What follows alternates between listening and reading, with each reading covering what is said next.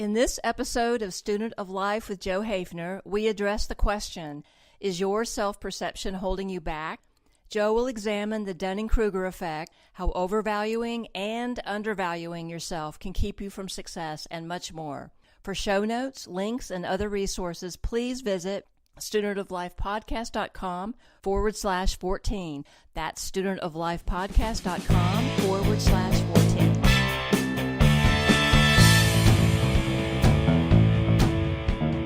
Hey everybody, welcome to the Student of Life podcast. I'm Joe Hafner. This is the podcast for people seeking personal and professional fulfillment.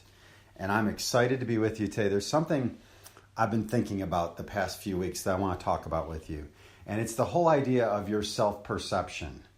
What you think about yourself and the impact that has on what you're trying to do in the world, on trying to reach your potential or trying to have fulfillment in your life. I'm going to talk about a study that was done. My wife, when I've told her about this, she kind of rolled her eyes. She didn't find it too exciting, but I think you're going to find it exciting because I found it very interesting. There were two psychologists named David Dunning and Justin Kruger who did a study back in 1999, and they were looking at how people perceive themselves. When their study was done, they discovered people of lower ability tend to overvalue themselves, tend to believe that they're underestimating their relative competence, and they presume that they're better than they really are. And there's actually a term based on the study called the Dunning-Kruger effect.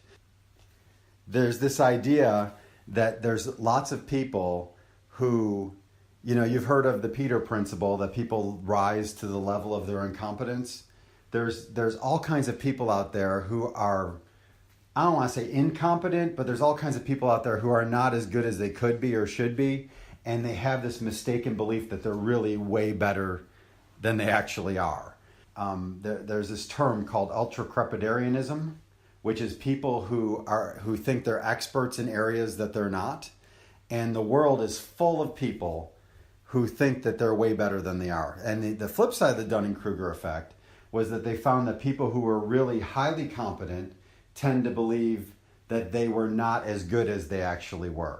So the people who were bad thought they were better than they were, and the people who were good thought that they weren't as good as they actually were.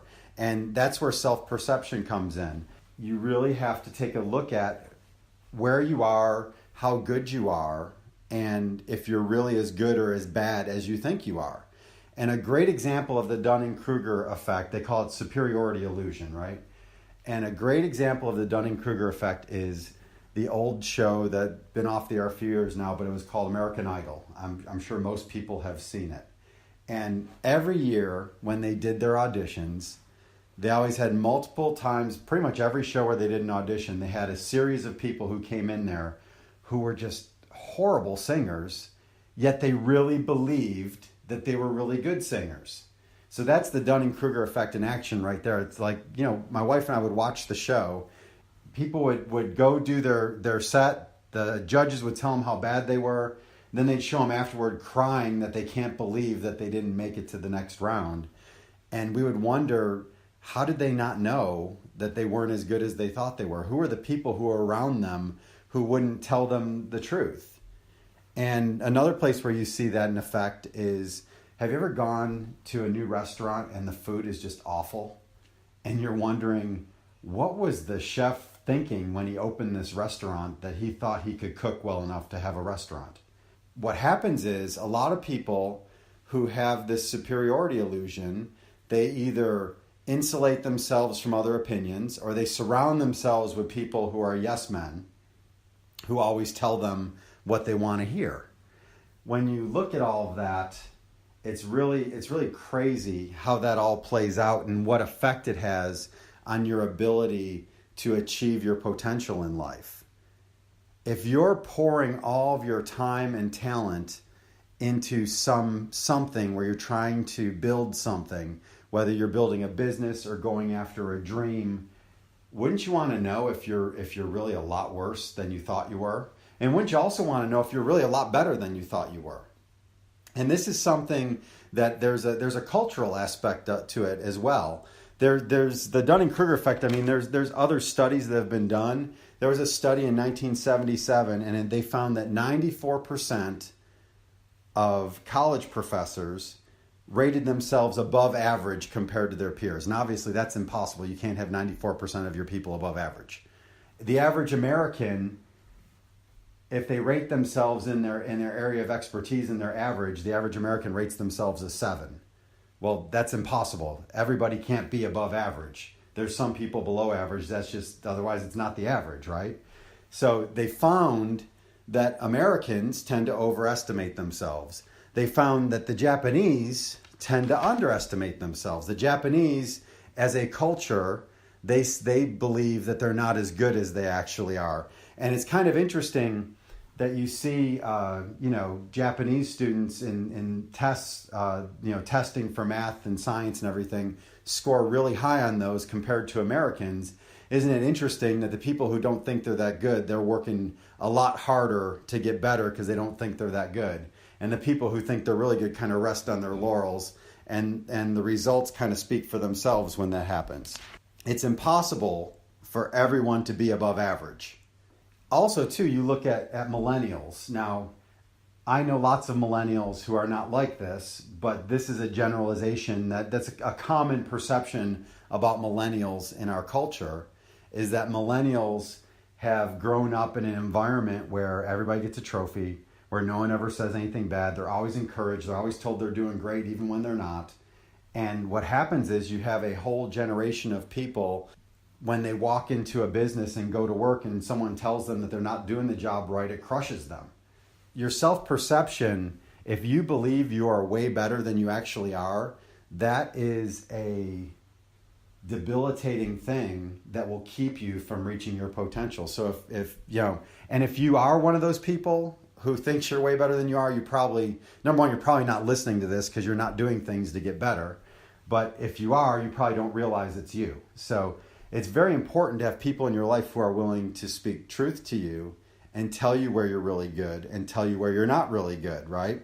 One of the greatest skills that you can develop in your life is the ability to really study yourself and really have honesty with yourself of where you stand compared to other people doing whatever it is that you're doing, whatever skill or whatever industry you're in, where you really compare yourselves to the best and measure yourself and take away all of your excuses, take away all the things you tell yourself that aren't true, and just quit lying to yourself so that you can really get better and become the person that you want to be. So you need to study the best of the best and objectively compare yourself to them. There's way too many people who claim to be exceptional or at least above average for it to be true. So if you're basing your whole future on that belief that you're great at something, can you afford to be wrong at that? If you're running a business, building a business, and you're not as good as you think you are, that's something that you need to know. Have you come up in your business, in your dreams, in your goals that you're going after? Do you have metrics to measure yourself against the best? I always like to go back to sports when I'm thinking about this, because sports has very easy metrics. You know, if you're in baseball, how many hits did you get? How many home runs did you get? How many people did you strike out? If you're in football, how many touchdowns did you score? All these things, there's all kinds of metrics in sports, but in business, very few people have metrics to measure themselves. And if you really want to know how good you are, you have to measure.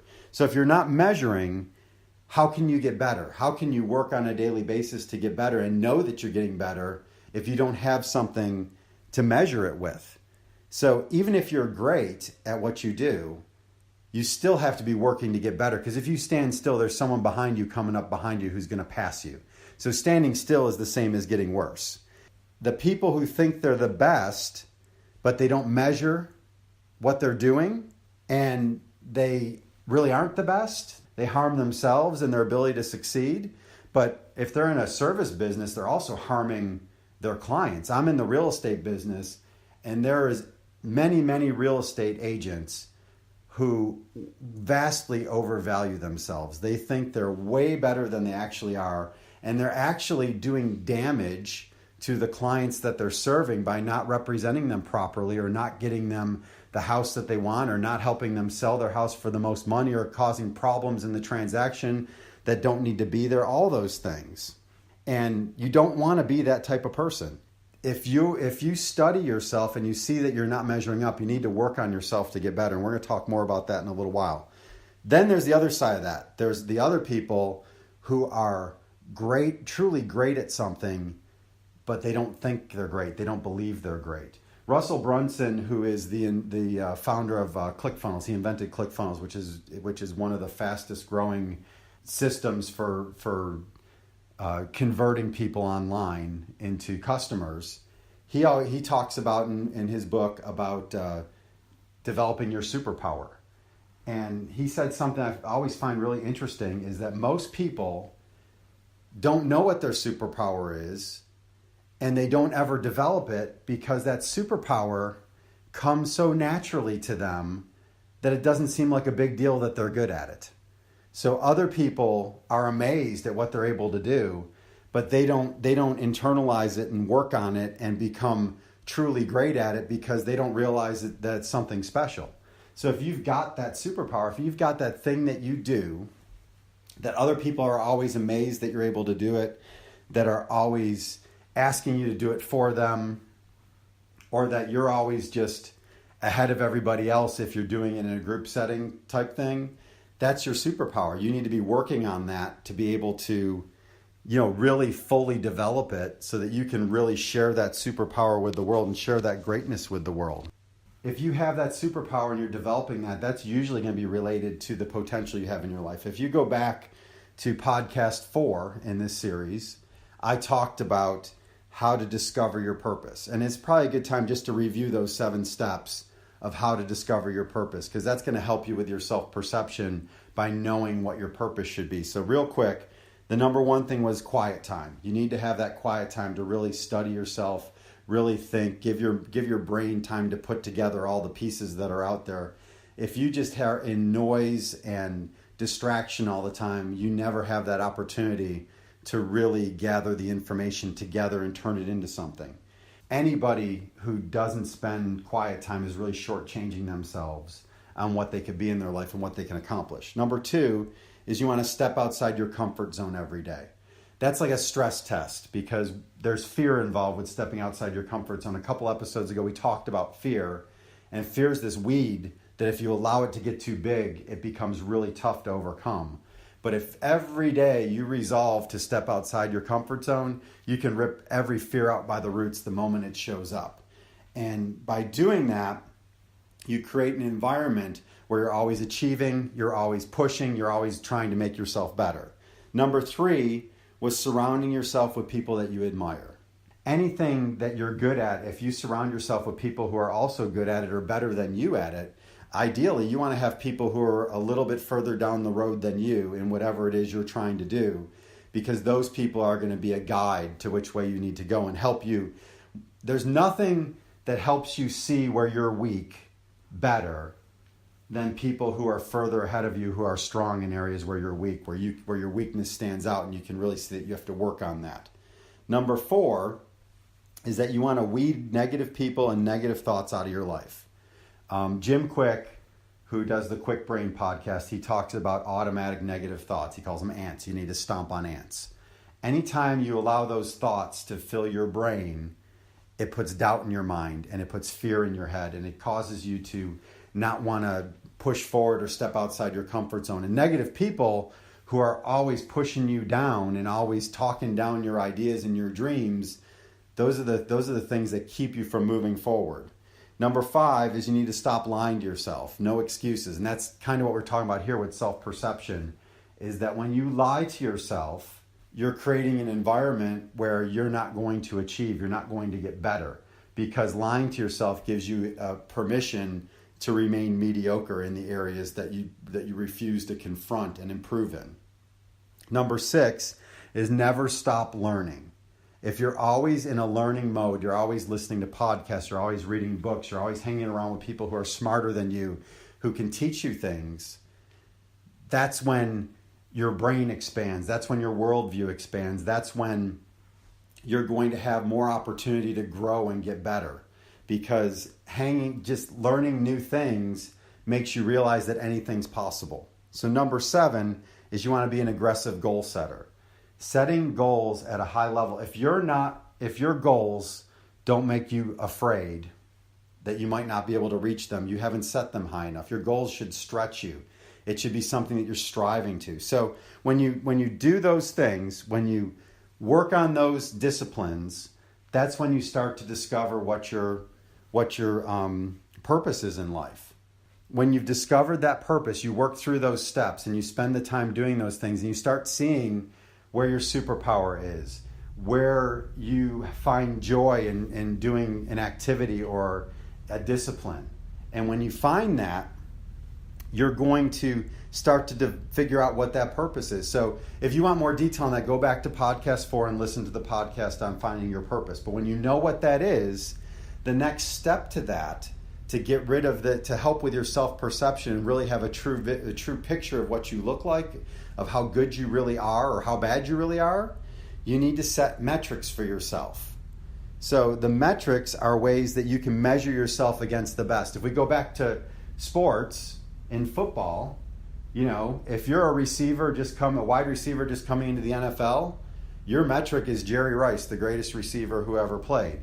Are you doing the things where you're on a pace to equal what Jerry Rice did? If you're not going to be the best. Same thing in business. If you're going into real estate, who is the top real estate agent in your marketplace? What kind of business do they do? What kind of relationships do they have? Whatever industry you're in or whatever goal you're going after, if you can find people who are further down the road than you, who are more successful than you, that's going to help you to set those goals and create those metrics where you measure your success and you measure your ability level. So that's the first part about that purpose. The second part, you want to come up with a plan to aggressively work toward getting better at whatever this discipline is that you're focused on. So that's going to include stepping outside of your comfort zone on a regular basis. That's going to include taking massive focused action so you can get better. In my office, we're working on prospecting with our newer agents in the office. And a lot of these people had fear of getting on the phone and talking to prospects. They had call reluctance. There's a term for it, call reluctance, where they don't want to make the phone calls. And there's several reasons for that. One, they're afraid. 2, they don't feel like they know their scripts and dialogues well enough to talk to those people. They don't think they're going to be good at it. So if they want to be great at real estate, if you're in any sales environment, if you want to be great at it, you got to learn how to prospect. And learning how to prospect means stepping out of your comfort zone and setting goals for what you have control over so you can get better at it. How many dials are you going to do that day? How many people are you going to stay dialing until you talk to that many people? How many appointments are you going to set? So there's all kinds of ways to aggressively work at creating a plan so you're going to get better at those things, right? So let's just do an example here. I have 4 areas that I believe that I've spent time thinking about that I believe are my purpose, the reason that God created me. One of them is to write, one is to teach, one is to solve problems, and the 4th one is to lead people. So let's just take one of those. If I take writing, for example, one of the ways that I measure myself against other writers is I'm always reading what other people are writing to see how my work measures up to them. I'm entering my work into contests so that I can see where I stand against other people by unbiased judges. And I'm always giving my writing to people who read a lot to try and get them to give me honest feedback of how they feel my work matches up to other people. And it's like that in any area where you have your purpose, where you're going to measure and you're going to keep working at getting better. So once you start working at that and you're regularly trying to get better, you just have to keep pushing forward and constantly raising that bar. You can't stop and rest on your laurels, right? So let's go back to your superpower. If you haven't thought about your purpose, think about your superpower. In what area of your time, where do you spend most of your time during the day? If you run a business, are you spending most of your time in the stuff that you're really great at? Are you spending time in things that someone else can do? If you're working towards a goal, are you really focusing in on the areas where you bring the highest value to those activities? And again, back to self-perception. Have you surrounded yourself with yes men, like the people who are lying to themselves and they just want to have a bunch of people around them that tell them what they want to hear? If people are truthful with you, are you reacting in a negative way when they tell you the truth about yourself? If you're struggling in an area and someone points it out and there's someone who could help you, do you get defensive and create a response that makes them not want to tell you or makes them avoid telling you those things? That's probably how these American Idol contestants end up on the show thinking they're awesome when they're really not, because they create an environment where no one wants to tell them the truth about where they stand and how good they are. So you have to welcome constructive criticism. You have to create an environment where people want to help you and they want to help you get better and they tell you the things that you need to do. You need to stop lying to yourself, because that only causes you to be less than you can be. It causes you to fall way short of your potential. Studying yourself. Let's talk about how you go about studying yourself. Where would you start? What would you do? So the first thing you want to do is you want to look at your results in the area. Let's go back to my real estate example. If I'm a real estate agent and I want to study myself and see how I'm doing, what results am I getting? Am I killing it? Am I putting lots of deals on the board, or am I just doing a deal here or there and I'm not hitting it? That's a great way to look at it. If I'm getting the results and other people can see them and they realize that they're, how good they are, then that means I'm probably doing pretty well. If I'm not getting the results, well, I need to be honest with myself and figure that out. So if you're getting mediocre or below par results, you've got to get to work. And then you need to look at your activity. Is your activity producing results? Are you doing enough of the right activity? Are you not getting results because you're not doing anything? Or are you getting results, you're doing everything you're supposed to and you're still not getting results? You need to look at the different aspects. Back to the real estate example, we have some agents that they're not getting the numbers they need, but they're putting in all the hours of the prospecting and the things they need to do, but there's something not working within that time that they're putting into it. Then there's others, they're not getting the results, they have all the talent that they need to be successful, but they're not putting in the work. So you need to look at, is it a grinding issue or is it a talent issue? You gotta just look at those things and be honest with yourself. Are you being focused? Then you have to find people who are gonna be brutally honest with you. My wife's name is Ruth. She's known in some circles as Double Truth Ruth because she tells you exactly what you need to hear. And a great example of this, I have a novel that's about to come out, or actually it is out as of yesterday.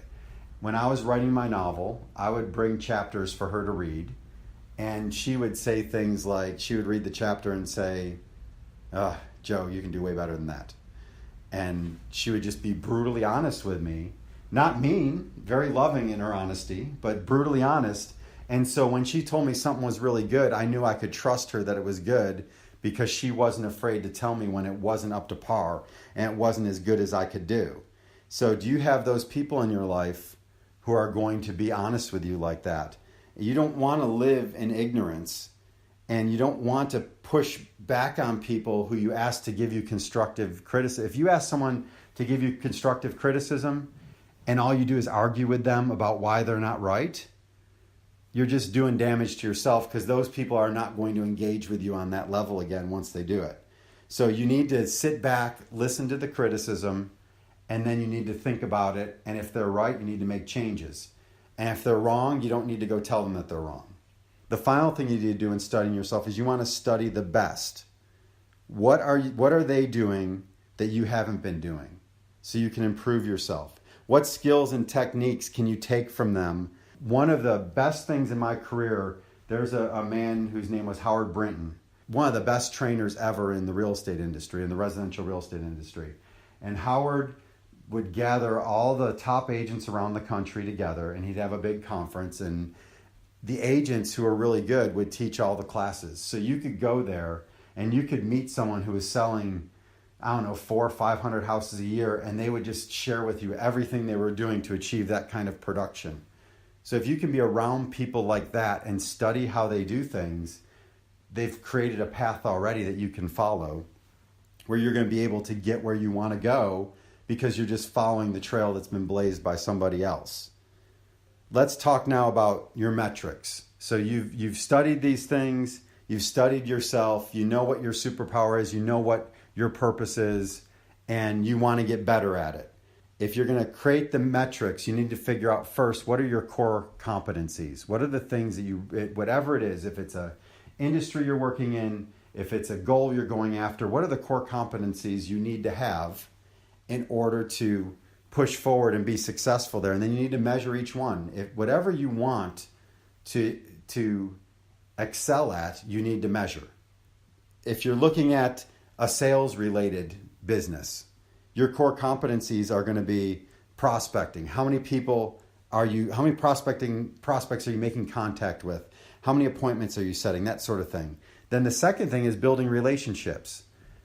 Building relationships, how many great conversations are you having with people? Then after building relationships, you need to set expectations for your clients. When you get to the end of a transaction, were there a lot of unexpected things where your clients were unhappy along the way that could have been avoided? That means you're not setting expectations properly. Setting expectations is working from the end backwards and letting people know what to expect along the way. Someone who is awesome at setting expectations, you can have someone who's bad at setting expectations and someone who's good at setting expectations, and their clients both have the exact same outcome, but one was a smooth transaction where the client is really happy at the end, but the other one, because every little thing that happened was a surprise, they had a horrible transaction even though you experienced the same things along the way. So are you setting expectations properly? And then, the final thing is closing. How good are you at closing? How good are you asking for the order? And if you have those four things, or whatever core competencies you have in the area that you're going after, how are you measuring those? You need to come up with metrics where you keep track of it so that as you go through things, you can look back and see how your metrics fell into place before compared to what you're doing now, so that if you're not hitting the numbers you need to, you can go find the areas where you're falling short. So if you're falling short, you just need to find others who have been more successful and figure out how they're doing and follow what they're doing. If you're not used to metrics and how to put them into place, let's just go back to these core competencies and let's talk about some metrics and how you would measure things, because that's going to help you, if you're not used to doing this, to look at whatever area you're trying to achieve in so you can set those metrics for yourself there. So let's look at this sales. So if you're talking about prospecting, great things with prospecting is just to measure the things that you have control over, right? So if you're measuring how many dials you make, you're measuring how many emails you send out, you're measuring how many Facebook private messages you're making. So you're keeping track of those. You're keeping track of how many voicemails you leave. You're keeping track of how many people you actually talk to when you're dialing. And if you're measuring that at all different times, you're going to start to get a picture of what your prospecting activity looks like. Then there's your relationship building. Relationship building would be, how many appointments have I set? How many great conversations have I had? How many offers have I written? That sort of thing. Then with the expectation setting, if you're setting expectations, you should have great reviews at the end of the process, because the process will seem smoother to the client that you're working with. So you have a survey at the end of the process where the client gives their feedback, and if you set expectations well, they should feel like they had a great transaction. You should get great reviews. Then another metric for closing. Closing is simple. How many contracts have pended? How many contracts have closed? And when you look at the big picture, when you're all done with that, if you go back and you look at how many contracts, how many closings you have, and your closings are not up to par, you can go back and look at all those different aspects of all the different metrics in those four areas, and you might be able to say, okay, I'm going to tweak some things on my prospecting end, and I'm going to make twice as many calls as I did before. Well, if that doesn't result in twice as many sales, you may have something broken within there. But having a metric for each area allows you to have a starting point to see what you're accomplishing. And then it also allows you to figure out how to go forward and how to increase your activity in those areas and increase your results. And it's kind of like golf, right? In golf, you are playing against par. Well, when you first put your metrics in place, whatever numbers you hit, that's par. So now you're trying to go and improve on par, but you've at least got something to measure your future activity against. So if you're not using any kind of measurement of what you're doing, you need to add that all into place. Let me just wrap up here by going back to this whole idea of your self-perception. And, we talked about the Dunning-Kruger effect and the superiority illusion, and also how there's a lot of people who are really good at something and don't realize how good they are. This goes right along with that. There are tons of people out there who don't realize how good they can be, don't realize they have it in them to be great. It's all can be from caps that have been placed on us by other people. And it all could be with, sometime back when you were a kid, your parents told you, oh, you'll never amount to anything. And you've carried that with you your whole life. And let me just give you an example of this. And this is where you can fall into this trap, going back to to real estate. The average real estate agent sells 7 to 10 homes per year. And so because that's average, and most agents in the business know that's average, if they're beating that, they're saying, oh, great, I'm above average, I'm doing well. In my industry, a lot of people don't realize how great they could be. And I'll give you a great example. Back when I used to do consulting, there was an agent that I worked with in the Denver area, and his name was Carlos Del Rio. And he had a team of, Denver has a large Hispanic population, and that's the population that he mainly served. And he would hire people who just had arrived in the country from all parts of Mexico, Central America, South America, and he would bring them onto his team.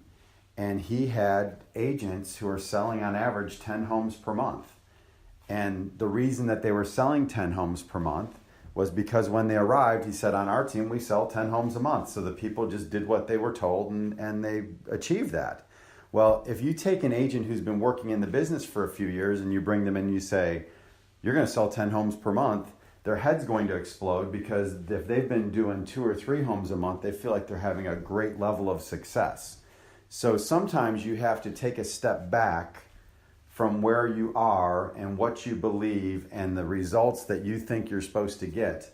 And you need to go find the person who is really killing it and really doing a great job. And instead of putting a cap on what you can do, open up your mind to how much you can achieve and really go after it. Because most of the time, it's our mind is the only thing that's limiting us and keeping us from being where we need to be. So that's another great reason to always be filling your mind with positive things and doing affirmations, because what we can achieve is amazing. And we just need to open our minds to the ability to do it. And we need to start building systems and habits that help us to achieve those great things. So that's the podcast for this week. I thank you for joining me. And as I mentioned earlier, my novel has been published now. If you go on Amazon and you look up my name, Joe Haefner, you look up the name of the novel, it's called Rooster's Leap. You can find it there, and I would love it if you would check that out. And if you're a reader, hopefully you'll enjoy that. But have a great week, and we will talk to you again soon. Thanks.